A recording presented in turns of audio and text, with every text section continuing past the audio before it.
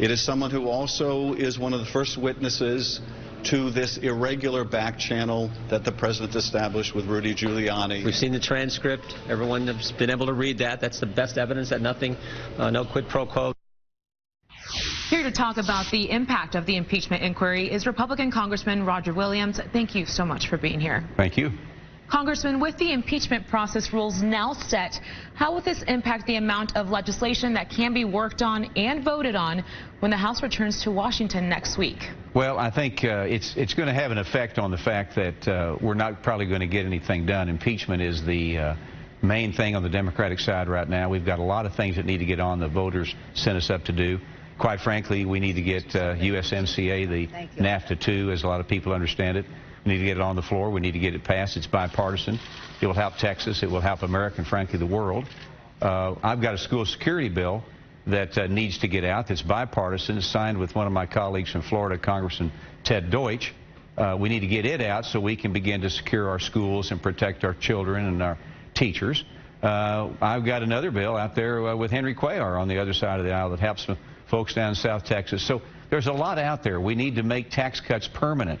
They are not permanent right now. So all this stuff that's being held up because of impeachment, which nobody can seem to prove, is stopping the government from working and what the people sent us up there to do. Recently, the president and vice president have made visits to more blue-leaning counties in Texas. What impact do you think these visits could have ahead of the 2020 election? Well, I think they have an impact, and you're certainly proud when the vice president and president choose to come to your congressional district. We had the president in here 2 weeks ago. He came to Fort Worth, and we opened up a Louis Vuitton workshop, as they call it. 1,000 new jobs in Johnson County. It's a big, big deal. And then the vice president came last week. We went to Fort Hood. We talked to the troops. We thank them for what they've done and what they're going to do and how much they mean. And frankly, he said, we love you.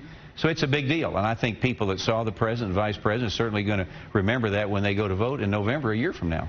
And Congressman, do you have any final thoughts on this? Well, I just think that right now the impeachment thing is it's totally overblown in my mind. Nobody has made anything stick. We are being held hostage by Democrats and Nancy Pelosi, who quite frankly wanted to impeach this president the day after he was elected, and it was an election that was done by the people. Now, we have an election next year. If they don't like what they got, we should vote the rascals in, vote the rascals out, as I say. But at the same time, it's not a good policy for our country. It's not working. It's not a winning formula for Democrats. And I think we need to get back to USMCA, tax cuts. The economy is what people are interested in, the greatest economy we've had in years. Things are going pretty good. So I hope that we can get off the impeachment and get on to doing business as what we were sent to do by the people. Congressman Williams, we're out of time, but thank you so much for coming in.